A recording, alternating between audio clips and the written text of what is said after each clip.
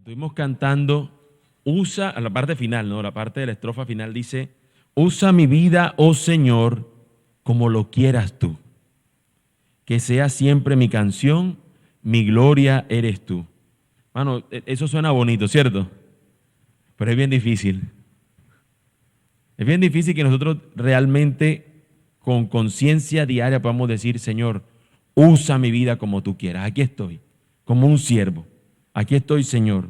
Que tú hagas, Señor, conmigo lo que tú quieras hacer, Señor. Soy ese barro y tú haz de mí, Señor, esa vasija útil para lo que tú quieres. Eso es difícil. No porque realmente sea difícil para el Señor o algo, es porque nosotros continuamente estamos como enfrentados a esa verdad, de que sabemos que lo que mejor es para nosotros es la voluntad de Dios, pero nosotros queremos hacer nuestra voluntad. Y hay una especie de lucha. Esta declaración, mis hermanos, yo ruego que como hombres, como personas, como sus hijos, estemos dispuestos a rendir nuestra voluntad a la voluntad de nuestro Señor.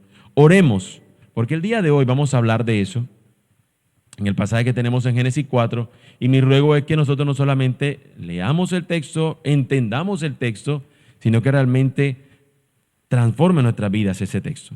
Así que vamos a orar, pidiéndole a Dios que obre en nuestras vidas de esa manera. Señor, delante de ti estamos, oh Dios eterno. Nosotros, Señor, necesitamos con urgencia de tu palabra. Señor, que esa urgencia nunca se vaya, Señor, de nuestras mentes, sino que de manera continua, Señor, nosotros podamos anhelar fuertemente, firmemente, fervientemente, Señor, tus sagradas escrituras, Señor. Que tú nos hables por medio de ellas y que nosotros podamos, Señor, no solamente escuchar tu voz por medio de tu palabra, sino que realmente podamos nosotros obedecerla, llevarla, Señor, en obediencia, podamos nosotros ser transformados por ella. Te lo imploramos, Señor, usa tu palabra en esta mañana para hablarnos a nosotros y que una vez más, Señor, pueda producir frutos, Señor, abundante en nuestras vidas. Te lo pedimos, oh Dios eterno, en Cristo Jesús nuestro Señor. Amén. Amén.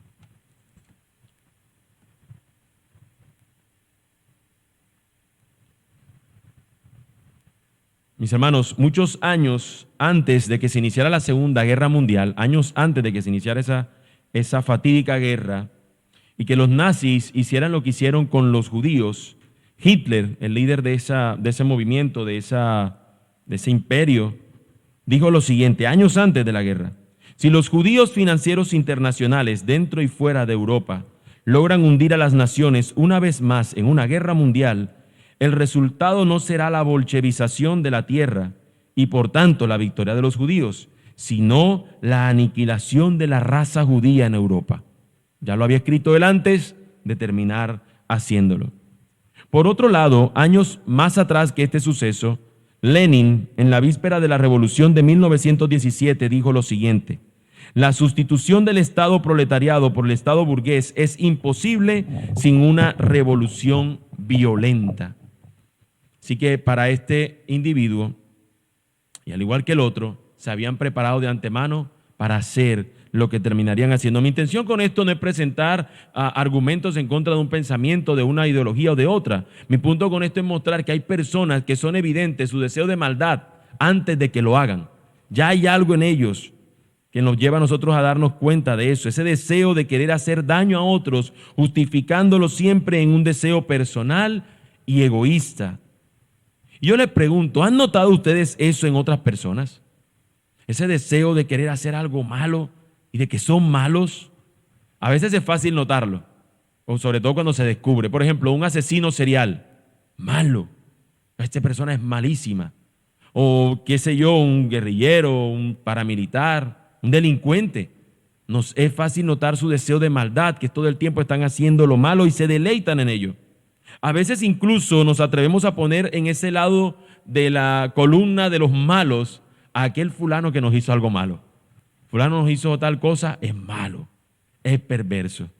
Pero, ¿qué decimos nosotros cuando una persona es moralmente buena? Cuando una persona todo lo que hace es ser un buen padre, un buen trabajador, un buen hijo, una buena madre, un buen esposo, una buena esposa, ¿qué decimos de esa gente? ¿Los ponemos acaso en el mismo saco de los otros malos? Evidentemente hay una distinción, no son esas personas a ese nivel de maldad, no han llegado. No son malas como ellas, tendríamos nosotros ese perfilamiento que hacemos de una persona, diríamos, no entra, no encaja en esta categoría de individuos, estos son perversos. Pero el criterio aquí no lo determinamos nosotros las personas, sino que lo determina el Señor. Porque Dios ve algo que tú y yo no podemos ver, y es el corazón de las personas. Y el Señor es quien determina, y en nuestro pasaje es lo que necesitamos nosotros recordarnos. Dios sigue siendo Dios, aunque el hombre esté ahora queriendo ser como Dios. Aunque el hombre haya estado y esté en una condición caída y se rebele en contra del Señor, Dios sigue siendo Dios y Él es quien determina y sopesa o pesa los corazones de las personas. Y todos somos llamados a reconocer y rendirnos ante el Dios creador. Rendirnos implica que nos tenemos que someter a sus designios y sus leyes. Es decir, ajustar nuestra voluntad a la voluntad del Señor, y el no hacerlo hace que todas las personas estemos en el mismo saco. Independientemente de que los veamos que sus obras son de maldad pura, si podemos llamarlo así, y la de otra persona no las vemos que sea de la misma manera, si una persona no se somete a los designios del Señor, esa persona, querramos o no, está en la misma condición que el otro, está siendo contraria a Dios. Y esa ira que hablábamos ahorita cantando, que nos hemos librado de ella por la obra de Cristo, esas personas la recibirían, independientemente de que no hayan sido tan malas como Hitler, o no hayan hecho algo tan malo como un asesino en serie. Todas estas personas terminan siendo esa simiente contraria a Dios. En el texto de la semana anterior nosotros iniciamos viendo esa decadencia del hombre cuando cae, pero en esa ocasión nosotros vimos que el hombre estaba en el huerto del Edén. Pero ahora el hombre está fuera de Edén.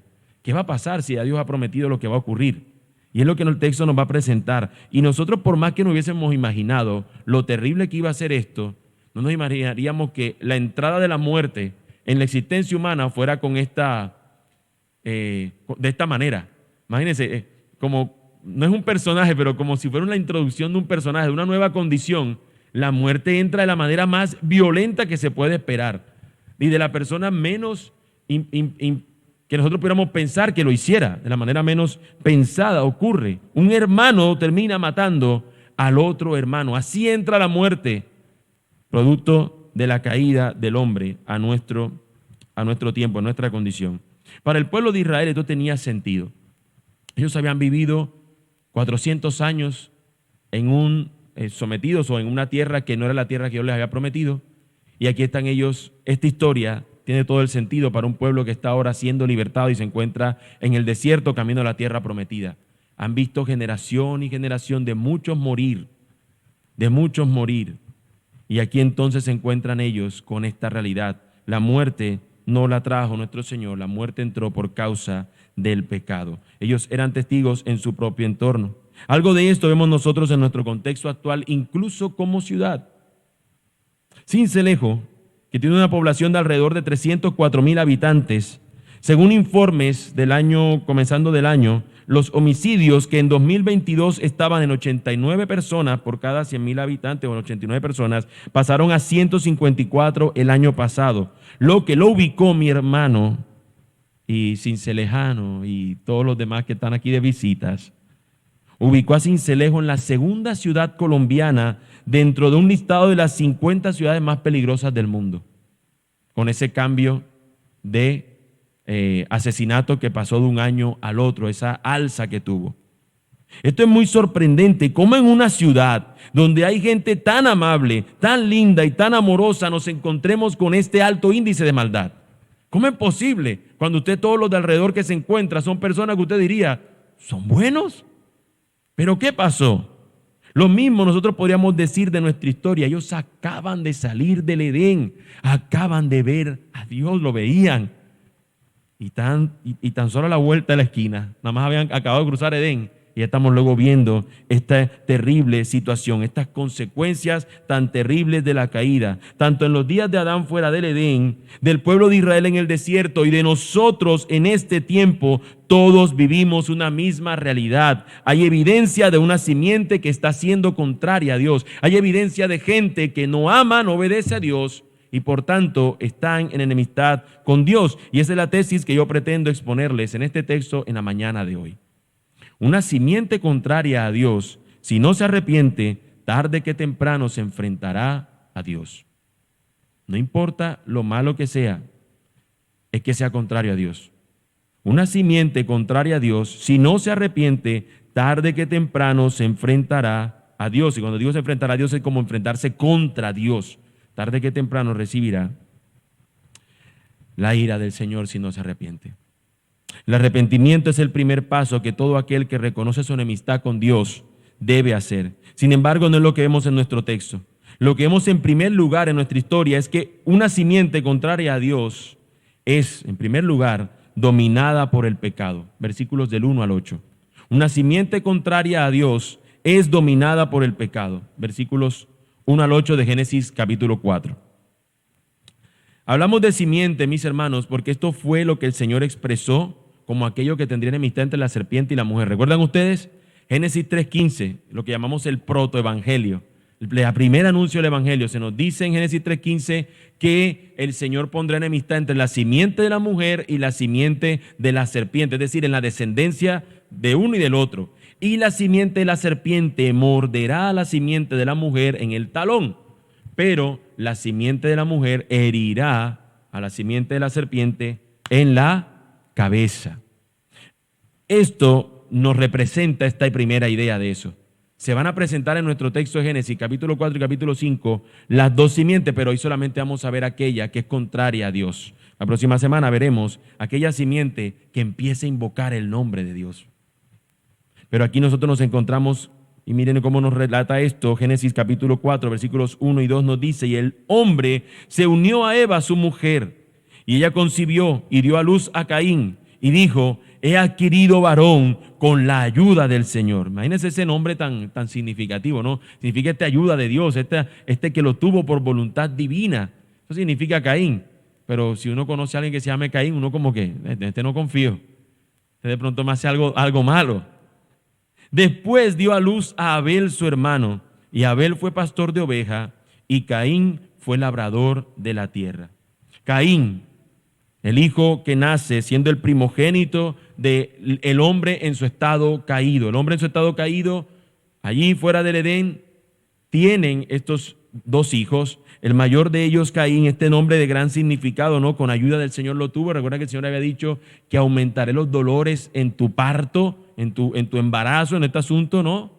Y aquí está ella diciendo, Dios me ayudó para poder tener a este niño. Pero luego dice que nace Abel. Abel no nos dice nada de él, solamente nos dice Abel. De hecho, hay unos que dicen que Abel viene del vocablo Hebel, que se utiliza en Eclesiastés cuando dice que la vida es vanidad de vanidad. Esa palabra Hebel, de algo vano, de algo pasajero, de algo que hoy está y ya no está. Y da la intención de que Abel, eso es lo que implica. Este humo, este vapor, esto que lo vemos de repente, y es lo que está representando la vida de Abel aquí. De repente está y desaparece la historia prácticamente inmediatamente, ¿no? Ambos tienen oficio, pero son distintos entre sí. Uno se dedica a ser pastor de ovejas y el otro se dedica a labrar la tierra. Pero el problema no está en el oficio como tal. El problema está en lo que vamos a ver que nos dice que cuando presentan su ofrenda al Señor, Dios observa algo distinto en ellos. Versículo 3 en adelante nos dice, al transcurrir el tiempo, Caín trajo al Señor una ofrenda del fruto de la tierra. También Abel, por su parte, trajo de los primogénitos de sus ovejas y de la grasa de los mismos. El Señor miró con agrado a Abel y su ofrenda, pero no miró con agrado a Caín y su ofrenda. Caín se enojó mucho y su semblante se demudó. Notemos, mis hermanos, porque a grandes rasgos no podemos nosotros distinguir qué es lo que Dios miró diferente en cada uno. Porque lo fácil es decir, bueno, de pronto dio una oveja y la oveja vale más que el montón de hortalizas y de demás vegetales que trajo. Pero el punto no es eso, porque nos dice el texto que Dios miró. ¿A quién miró primero? ¿Al individuo o a la ofrenda? Al individuo. Dios miró a Abel y su ofrenda y luego dice miró a Caín y su ofrenda. Lo vio a ellos primero. Lo que pesa allí es el corazón. Por eso, cuando vemos el tema de la ofrenda, ¿qué nos dice? Cada uno como propuso en su corazón. Lo propusimos, lo preparamos de antemano, pero está puesto en el corazón. Porque Dios ama al dador alegre. Dios mira el corazón, no mira la ofrenda como tal. Evidentemente la ofrenda es consecuencia o un acto resultado del corazón rendido al Señor. Y aquí entonces encontramos a uno que sí nos indican algunos aspectos de su ofrenda. Dio el primogénito de sus ovejas y de la grasa de los mismos. El pueblo de Israel, cuando escuchó eso, entendió perfectamente, porque la ley del Señor dice que cuando tú vas a dar al Señor, das el primogénito y das de la grosura, es decir, lo mejor de lo mejor, la mejor parte del primogénito, del mayor de lo tuyo, de lo primero que recibiste.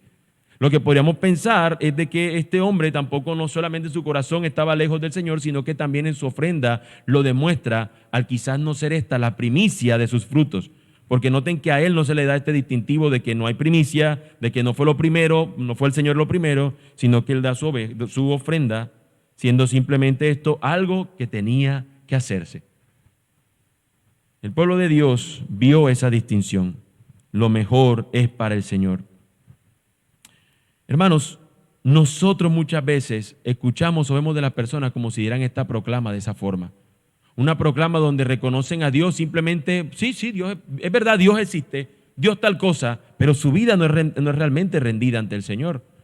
El asistir a la iglesia se convierte simplemente en algo religioso y así lo practican. No es algo realmente que su corazón ha sido transformado y es movido a esta alabanza verdadera, genuina a su Señor.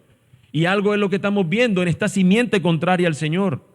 Alguien que simplemente estaba cumpliendo con algo que se esperaba de él, pero que de su corazón realmente no estaba haciendo. Y por ende, cuando no recibe lo que él esperaba, una aceptación por parte del Señor, en lugar de enojarse contra el Señor, que al final recibió su ofrenda, se enojó.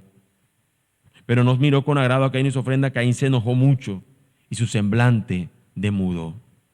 Caín se llena de rencor por esto. Hay personas así. Ellos hacen lo malo y después se molestan. Hicieron algo malo y cuando le dicen eso está mal, se molestan son ellos. En lugar de reconocer, aquí está este hombre viéndolo y Dios advierte a Caín de su actitud. Entonces el Señor dijo a Caín, ¿por qué estás enojado? ¿Por qué se ha demudado tu semblante? Si haces bien, no serás aceptado. Pero si no haces bien, el pecado yace a la puerta y te codicia, pero tú debes dominarlo. ¿Se dan cuenta dónde el Señor está apuntando? Al corazón de este hombre. Es el corazón de él el que está lejos del Señor y Dios le está diciendo, ¿por qué te enojas? Si hicieras bien, si buscaras ese bien, no tendrías este semblante, pero como no lo haces, el pecado está allí, está tocando la puerta. Si tú no cambias, no te arrepientes, realmente te va a terminar dominando. El pecado estaba a la puerta, mis hermanos, y Dios siempre hace este tipo de cosas. Nos advierte acerca de eso. La advertencia del Señor para que nosotros no nos vayamos en contra de ídolos, en contra de otras cosas, está todo el tiempo. El pueblo de Israel en el desierto fue advertido en muchísimas ocasiones por medio de Moisés, para que cuando entrara a la tierra prometida no se fuera tras otras cosas, sino que permaneciera su mirada ante el Señor. Y esto es un ejemplo para este pueblo. Dios nos está llevando a una tierra prometida, pero no podemos ser como Caín. No podemos ser como estos que no buscan al Señor, sino que lo desprecian. Dios sigue haciendo eso también para con nosotros hoy, nos advierte por medio de su palabra. Sobre el final veremos cómo esa advertencia en el Nuevo Testamento se hace de manera tan clara. Pero en este texto que vemos, el problema es que la simiente contraria a Dios está dispuesta a no escuchar a Dios. Versículo 8.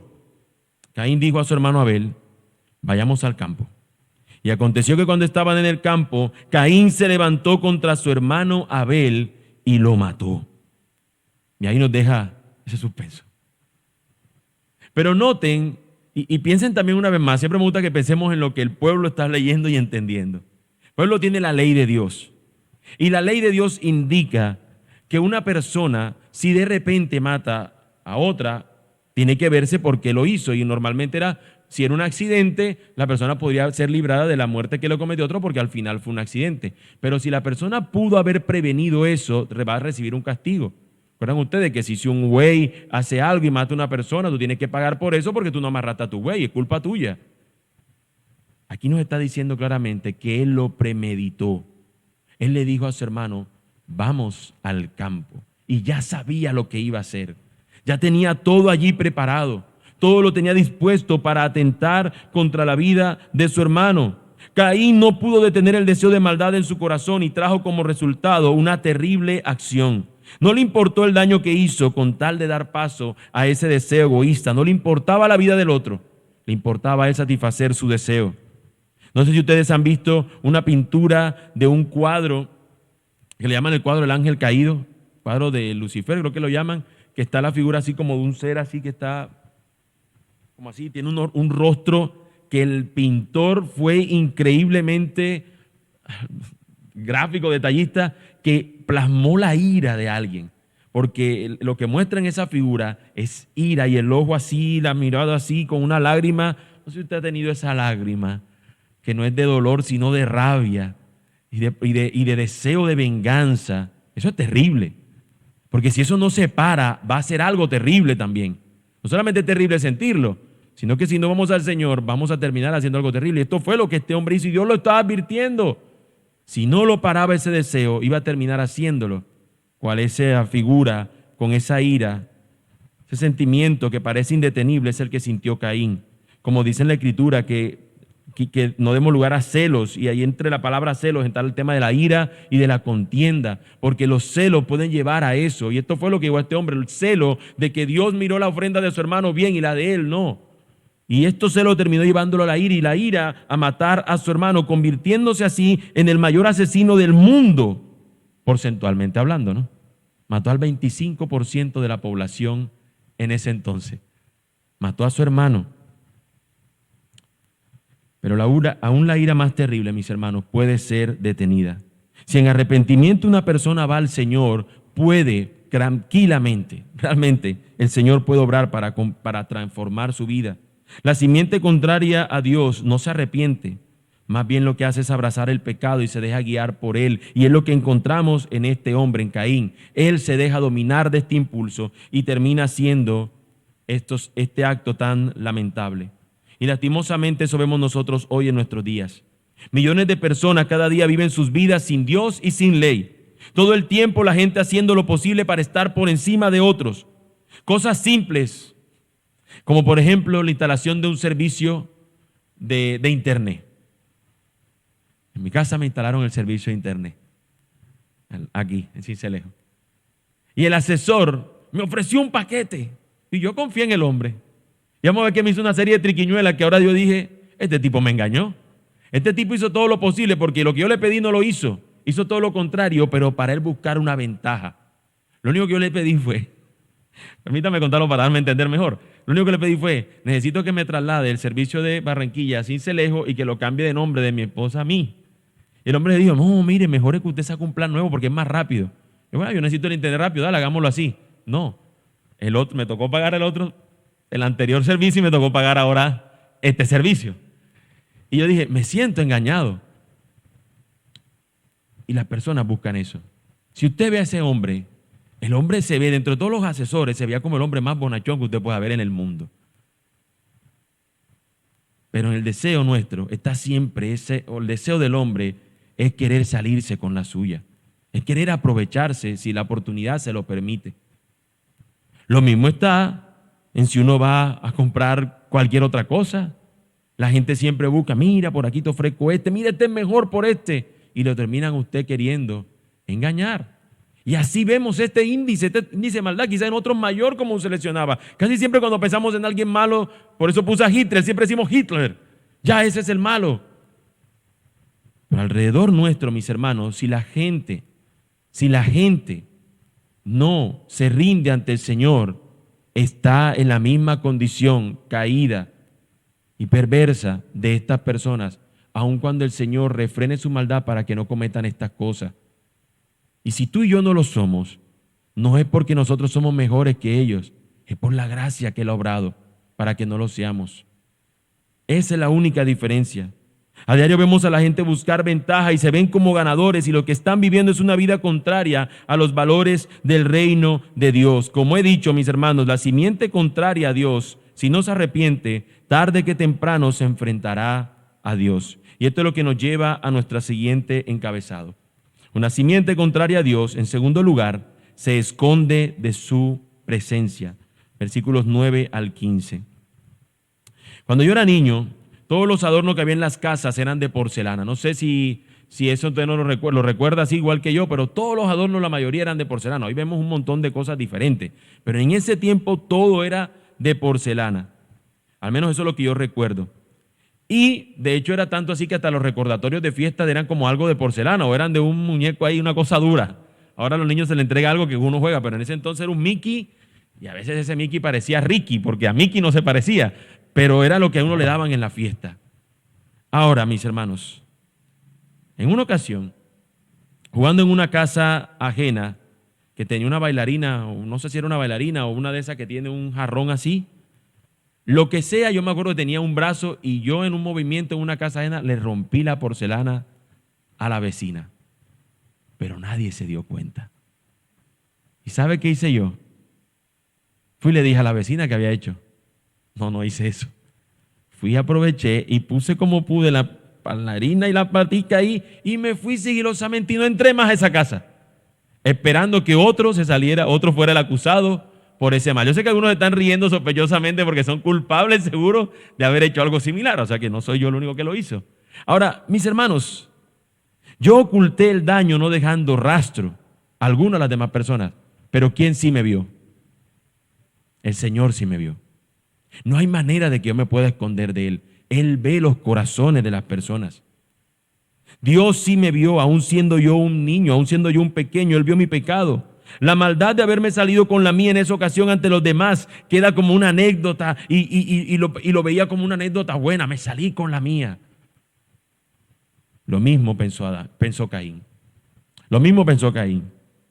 Por más que lo hizo en un campo, por más que lo hizo alejado de los demás, por más que se sentía y se sabía que él no era el guardián de su hermano, Dios sí lo sabía. El Dios omnisciente lo vio también. Y esto es lo que nos presenta el texto. Entonces, versículo 9, el Señor dijo a Caín: ¿dónde está tu hermano Abel? Y él respondió: no sé, ¿soy yo acaso guardián de mi hermano? Así como Dios llamó a sus padres cuando entró al jardín del Edén y los buscó y les preguntó: ¿dónde estás? Y el hombre sale de su escondite. Tenía miedo, Señor, tenía vergüenza. Del mismo modo Dios está llamando: Caín, ¿dónde está tu hermano Abel? Esperando el Señor la misma respuesta que esperaba del hombre, un arrepentimiento. Pero aquel que es contrario al Señor y que se deleita en ello, no se arrepiente. ¿Acaso yo soy guarda de mi hermano? ¿Yo acaso tengo que estar pendiente de él? Mis hermanos, este hombre lo que está diciendo aquí es: ¿tú no le recibiste a él la ofrenda? Estás pendiente tú de él. Yo estoy parafraseando esto, ¿no? Pero en este sentido de yo no soy el guardián. ¿Quién es el guardián entonces de él? ¿Tú? ¿Tú tenías que estar cuidándolo? Él desafía a Dios con su declaración: tú eres el guardián. Tú no cuidaste a tu favorito. Tú no cuidaste al tuyo. Tú no cuidaste a aquel que le recibiste su ofrenda. Pero el Señor es el Señor y le hace este reclamo. Y el Señor le dijo: ¿qué has hecho? La voz de la sangre de tu hermano clama a mí desde la tierra. Ahora pues, maldito eres de la tierra, que ha abierto su boca para recibir de tu mano la sangre de tu hermano. Cuando cultives el suelo, no te dará más su vigor. Vagabundo y errante serás en la tierra. Esta muerte no va a quedar impune. La sangre clama por justicia y será saciada. Dios mismo. Y esto es algo que no podemos nosotros olvidar: a Dios. Aunque nosotros veamos a nuestro alrededor gente haciendo lo malo, aunque nos hagan el mayor de los males, Dios va a hacer justicia, ya sea aquí o sea en otro lugar. Cuando pensamos en ciertos individuos que han hecho tanto malo en la humanidad, a veces vemos: pero este tipo no recibió ningún castigo acá. Bueno, nosotros no celebramos el castigo como ahorita leíamos en el Salmo, como este deseo de decir: Señor, que se le revienten los dientes, como el Salmo 3 dice, que lo leímos hoy. No, mis hermanos, el deseo es saber, o lo que nosotros sabemos es: Dios se va a encargar de los enemigos. Dios se va a encargar de aquellos que hicieron lo malo y de aquellos que no se arrepintieron. Aunque nosotros no hayamos sido testigos de eso malo, Dios sí vio el corazón. Miren cómo Dios había pesado a Caín antes de que él matara. Dios vio su corazón y lo pesó y recibió con agrado la ofrenda de uno y con el otro no.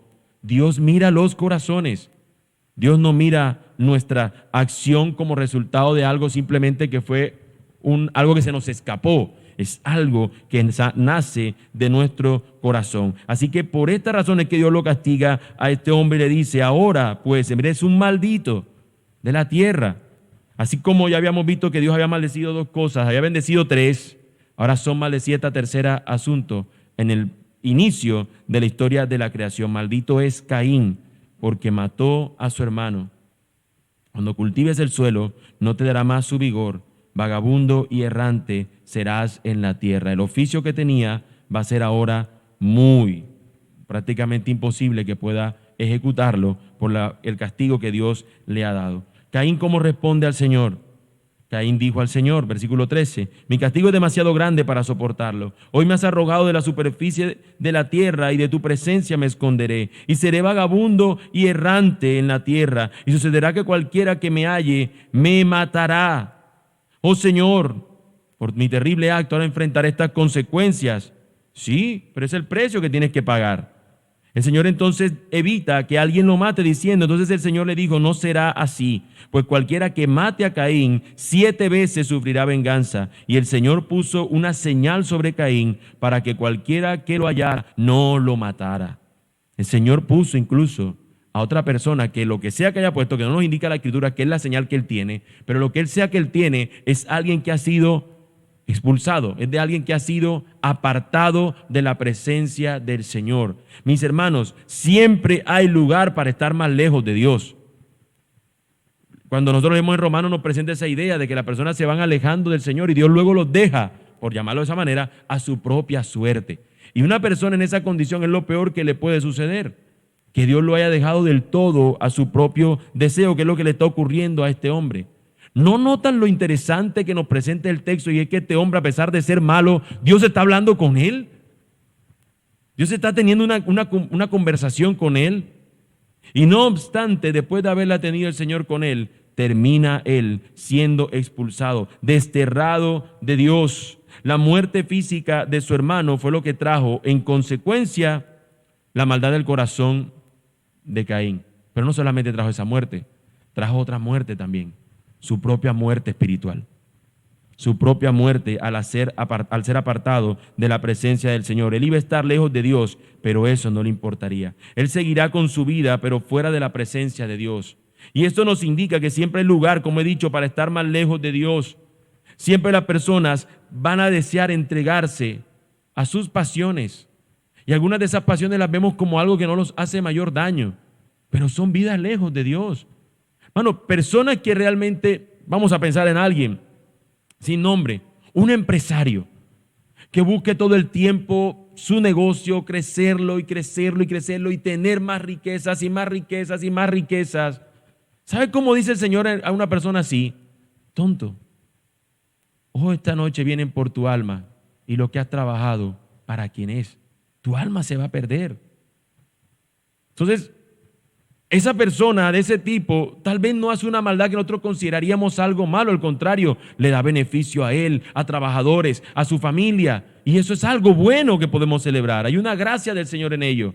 Pero si una persona es contraria a Dios, va a seguir y va a recibir el mismo resultado que otra persona. Así que aquí lo que nos compete a nosotros no es evaluar la maldad de una persona respecto a otra, es que la persona se someta al señorío de Cristo. Porque en Él es que realmente somos nosotros libres. Mientras tanto, estaremos siendo presos, encadenados a nuestros deseos pecaminosos. Esto debió ser una advertencia para el pueblo de Israel. Ustedes podrían estar cerca, pero el deseo de su corazón lo puede llevar a abrigar la maldad y alejarse de mí. ¿Qué te parece a nosotros el personaje de Judas?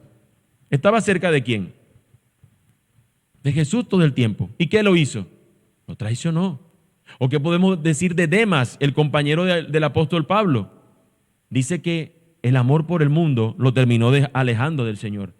Así que pudiéramos aparentemente estar cerca, pero si no es esto una verdad en nuestro corazón, no es algo que está transformando nuestro corazón, tendríamos que preguntarnos hoy. Porque tal vez yo no creo, hermano, que alguno de ustedes tenga el deseo de Caín de matar a su hermano, ni por una herencia ni por nada. Pero es que ese no es el punto. El punto es que nosotros en nuestro deseo pecaminoso si nos dejamos entregar a ello, como decía un puritano, mata el pecado o el pecado te matará a ti. Si no matamos ese pecado, si no le damos muerte o si no confiamos más en el Señor, nosotros vamos a terminar enfrentándonos a esa lamentable realidad. Pero tenemos esperanza y la vamos a ver sobre el final. Quien escucha esta historia no debe reducirla a verse como un incapaz de hacer esto. Tal vez no seas un homicida como Caín, pero en nuestra naturaleza pecaminosa está el potencial de que seamos como él y le demos la espalda a Dios y nos entreguemos a nuestras pasiones. Pero si estamos en Cristo, si confiamos en Cristo, todo eso es vencido en nosotros, lo promete el Señor hacerlo. Y es lo que vamos a ver sobre el final, como he dicho. Por el momento, mantengamos este tono de tensión. Mató a su hermano, el Señor le dice, si alguno te encuentra, no te matará porque he puesto una señal, pero Caín aún no ha muerto. Y la historia sigue. En este tono de tensión vamos a ver en tercer lugar que una simiente contraria a Dios se deleita en la maldad. Lo vimos que abraza el pecado en su corazón, lo hemos visto que esa persona es apartada de la presencia de Dios y en tercer lugar se deleita en la maldad. Versículos 16 al 24. El viernes, mis hermanos, fue la inauguración de los Juegos Olímpicos de París. No sé si ustedes vieron la inauguración, no sé si vieron lo lamentable y tétrica de todas las cosas que allí estuvieron haciendo, un auténtico desastre. Todo, absolutamente todo, era una declaración de desafío a toda autoridad, principalmente a los valores de Occidente que están anclados en la tradición cristiana o judeocristiana, como la llaman algunos otros. Los valores de Occidente, por ejemplo, en el cuadro de la Última Cena que había pintado Da Vinci, ¿qué es? El cuadro lo representaron esto, pero con todos los personajes eran totalmente grotescos y personajes de la comunidad LGBTIQ+, y todo lo demás, y haciendo una oda de desprecio a todos estos valores que representan el confiar en el Señor. Había un tipo de azul casi como desnudo, habían travestis, habían drag queen bailando con niños a su alrededor, personas escenificando lo peor de la sociedad, e incluso en medio de un agua había una especie de jinete con el rostro tapado, y algunos decían, bueno, eso es lo que dicen algunos, que era la representación del jinete que habla la Escritura, que viene y demás. Al final todo era una burla. Tomaron también el tema de la Revolución Francesa con una decapitada y demás. Fue una cuestión que era una oda en contra de toda autoridad que representara para ellos algo de valor. Y allí no habían matado a nadie, pero estaban demostrando con sus actos un gran grado de depravación y de contrariedad ante el Señor. Hermanos, el hombre no tiene que matar a nadie para estar en este estado de provocador ante el Señor. Y tú y yo somos testigos de eso. ¿Cómo era nuestra vida anterior antes de Cristo? Hacíamos todo lo que a nosotros nos parecía que era lo mejor. Y Dios no representaba absolutamente nada. Y eso es lo que hizo Caín. Y su deseo de maldad empieza a abrigarse y se convierte en algo mayor. Estamos siendo libres, dicen las personas. Y en nuestra libertad le damos la espalda de la manera más aberrante que se nos ocurra a aquello que representa lo que Dios dice. No hay nada nuevo bajo el sol, mis hermanos.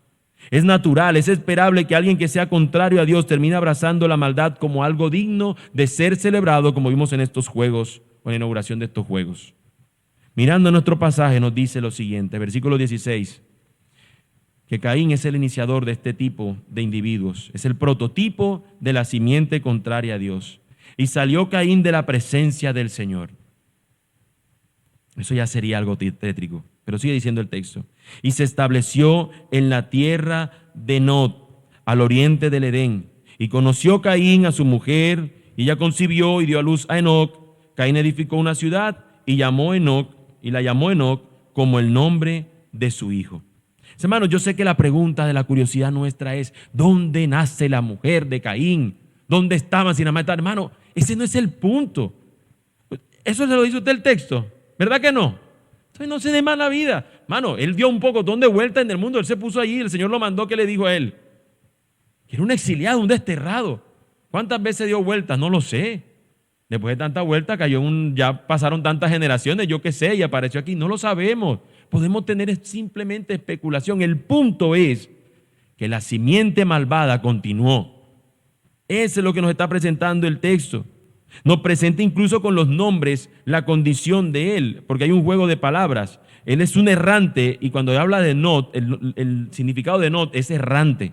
El errante se fue a la ciudad errante, es decir, él siguió siendo un errante, uno que permanentemente va a huir de la presencia del Señor. Él va a estar lejos del Edén. Y es lo que nos dice el texto cuando él construye esta ciudad. Dice, se fue al oriente del Edén, indicándonos se fue lejos. No estuvo cerca, él se quiso presentar él como la hora. Esta es la ciudad donde vivimos estos desterrados. Edifica su ciudad, se establece, pero allí él vive sin Dios. Y nos presenta entonces la genealogía de este individuo. A Enoc, versículo 18, le nació Irad. Irad fue padre de Mehujael. Mehujael fue padre de Metusael. Y Metusael fue padre de Lamec. Estamos aquí. Y Dios no me mató, me puso una señal, pero nadie me hace daño. Y aquí nos vamos a multiplicar. Y vamos a procrear y a tener hijos. Y este hombre sigue su vida. Está sin Dios, pero siguió su vida, como las personas hoy. En esta simiente, mis hermanos, vemos que se nos presenta al individuo Lamec. Versículo 19, Lamec tomó para sí 2 mujeres. El nombre de una era Ada y el nombre de la otra Sila. La gran maldad de este hombre perverso, Lamec, que vamos a ver ahorita más adelante que se nos va a mencionar algo de él, es alguien que es tan perverso que una vez más, cuando vemos el pueblo de Israel, ellos entienden en la ley del Señor dice, y de hecho viendo en Génesis 2, que nos dice que tomó el hombre a su mujer Eva y los dos fueron una sola carne. ¿Y qué es lo que vemos en este hombre haciendo? Totalmente contrario a Dios. 2 mujeres, porque yo hago lo que yo quiero, porque soy contrario a Dios. Si Dios dice una, no, 2. Y el pueblo de Israel sabía eso. Sabía que Dios había terminado una. Aunque luego vamos a ver al patriarca lo que va a hacer más adelante, pero eso no fue algo que es ordenado por Dios. Era contrario a lo que Dios había determinado para su pueblo. Pero aquí este hombre tenía, haciendo lo contrario al Señor. Y luego nos presenta dentro de esa genealogía de ese hombre algo curioso, una gracia común del Señor. Y Ada dio luz a Jabal, el cual fue padre de los que hacen tiendas y tienen ganado. Su hermano se llamaba Jubal, el cual fue padre de todos los que tocan la lira y la flauta.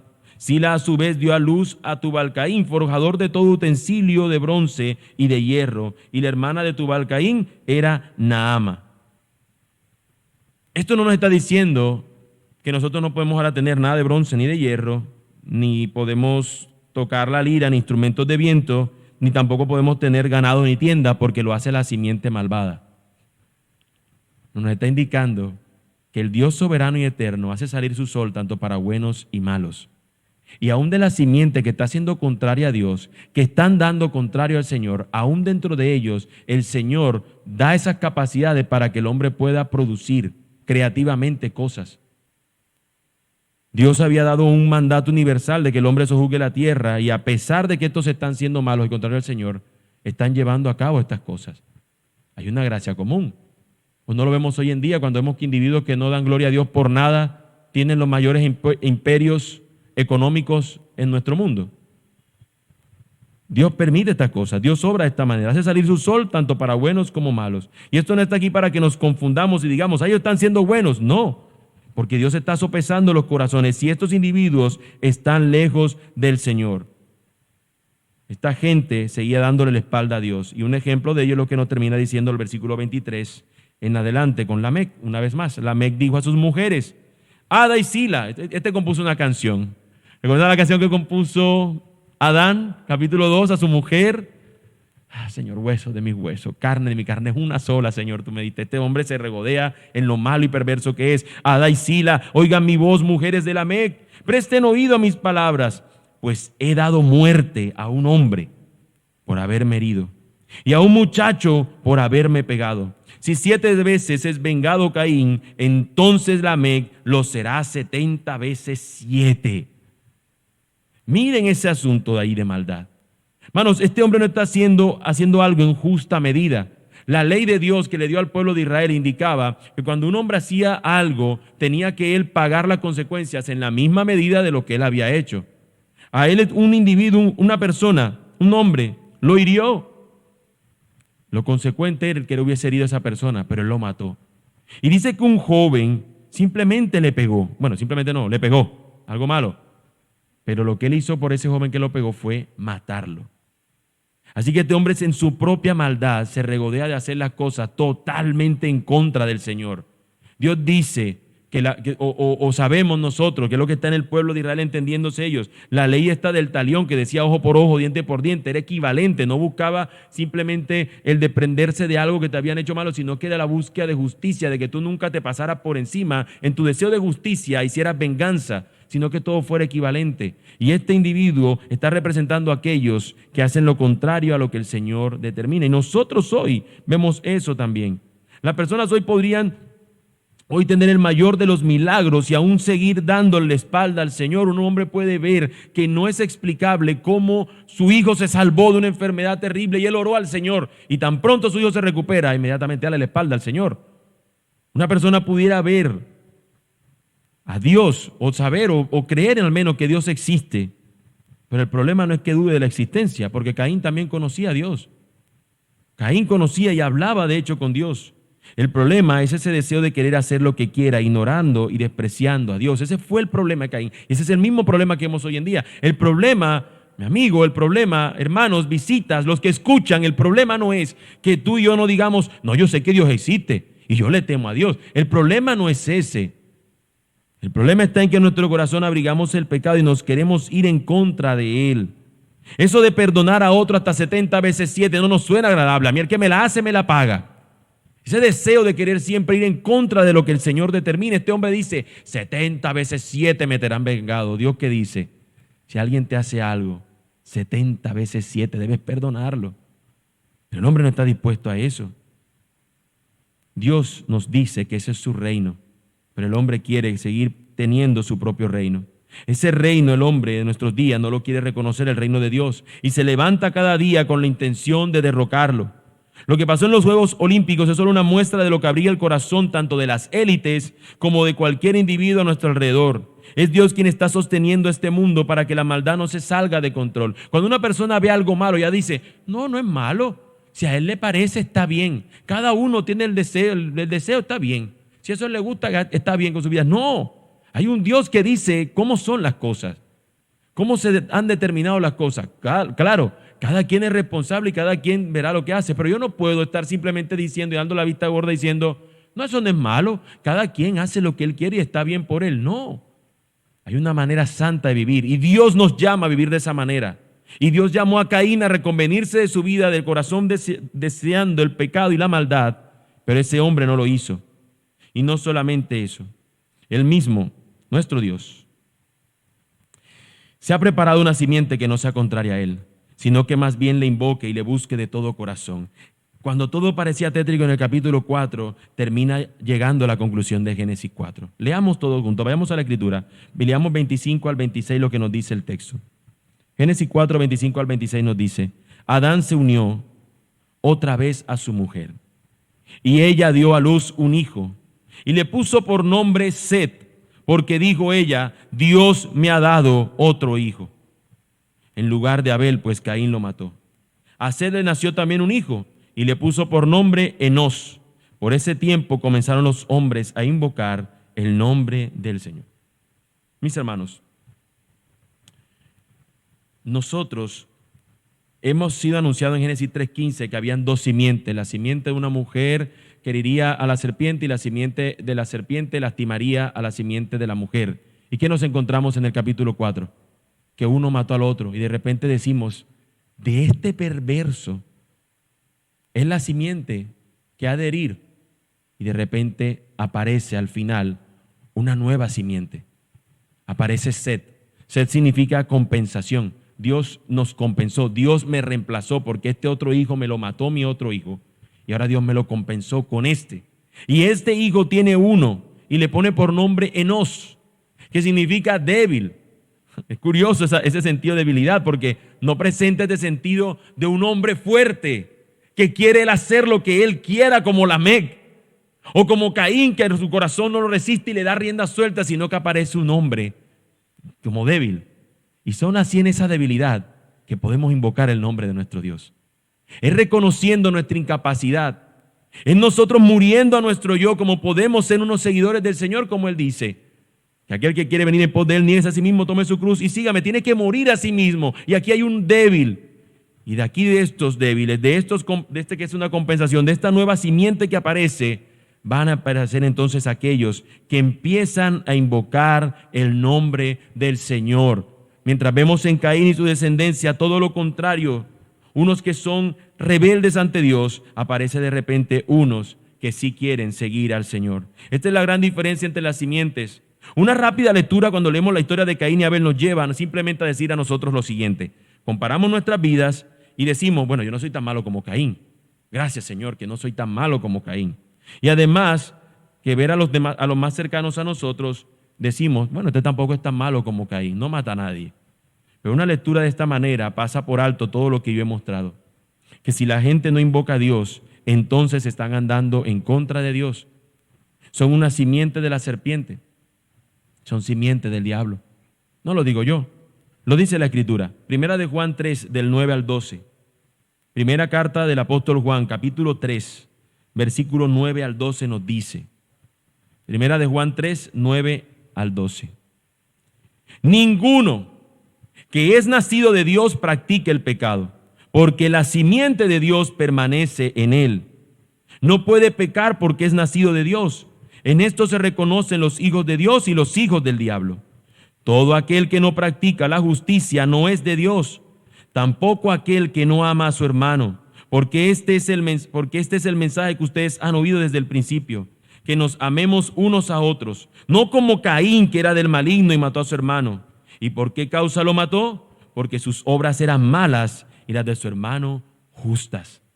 Hermanos, este texto nos está mostrando este asunto de que hay dos simientes, una simiente que busca a Dios y una simiente contraria al Señor.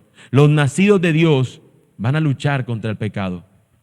Los que no son de Dios, el texto nos lo dice, son hijos del diablo, son de la simiente del diablo. ¿A qué simiente perteneces?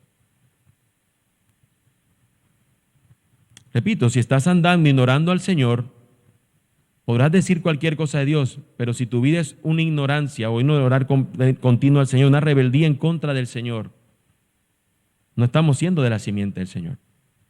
Puedes decir todo lo que quieras, pero eres de esa simiente contraria a Él. Pero hoy eso puede cambiar. Hoy eso puede cambiar para todo aquel que está aquí sentado, a todo aquel que escucha. Hebreos 12, otra cita. Hebreos 12, 22 al 25.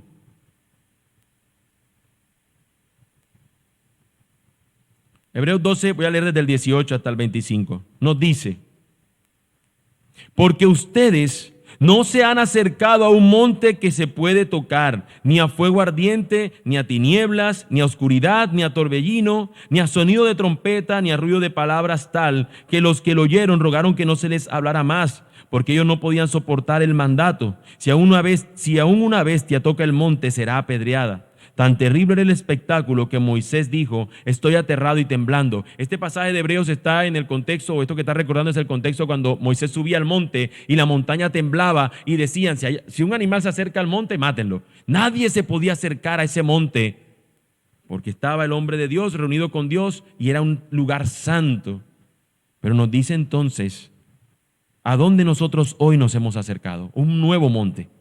Ustedes, en cambio, se han acercado al monte de Sión y a la ciudad del Dios vivo, la Jerusalén celestial, y a miriadas de ángeles, a la asamblea general e iglesia de los primogénitos que están inscritos en los cielos, y a Dios el juez de todos, y a los espíritus de los justos, hechos ya perfectos, y a Jesús, el mediador del nuevo pacto, y a la sangre rociada, que habla mejor que la sangre de Abel. Nos está indicando el texto que así como ese Abel que dio su sangre y clamaba desde la tierra, de lo profundo de la tierra, por justicia, esta sangre habla mejor que esa otra sangre, porque esta clama a favor nuestro, por nuestra justicia, por nuestra liberación. Por eso nos dice al principio que podemos nosotros acercarnos a Él, porque la sangre que Él ha vertido ha sido para librarnos a nosotros de todo mal. Por esa razón es que pasamos de ser un viejo hombre a ser un nuevo hombre, a ser una nueva creación, a ser una nueva simiente, una simiente de Dios. Si el hombre no es por medio de la sangre de Cristo que se arrepiente y va al Señor, va a permanecer siendo de la simiente anterior. Éramos enemigos, tu enemigo fui, y hoy puedo sentarme a tu mesa. Por eso termina diciendo el versículo 25 de Hebreos 12.